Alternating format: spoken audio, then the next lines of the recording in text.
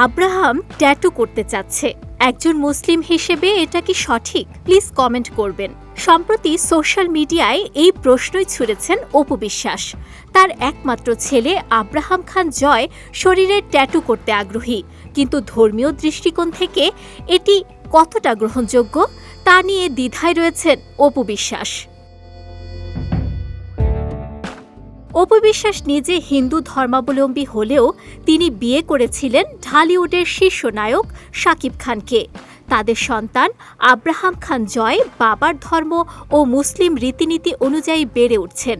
ছেলের বড় হওয়ার এই পর্যায়ে ট্যাটু করার ইচ্ছার কথা শুনে অপু বিশ্বাস ধর্মীয় বিধিনিষেধের বিষয়টি নিয়ে সচেতনতা প্রকাশ করেছেন। তিনি নিজে কোনো সিদ্ধান্ত না নিয়ে বিষয়টি নিয়ে সরাসরি অনুসারীদের মতামত জানতে চেয়েছেন। ফেসবুকে তিনি লিখেছেন, আব্রাহাম ট্যাটু করতে চাচ্ছে, একজন মুসলিম হিসেবে এটা কি সঠিক?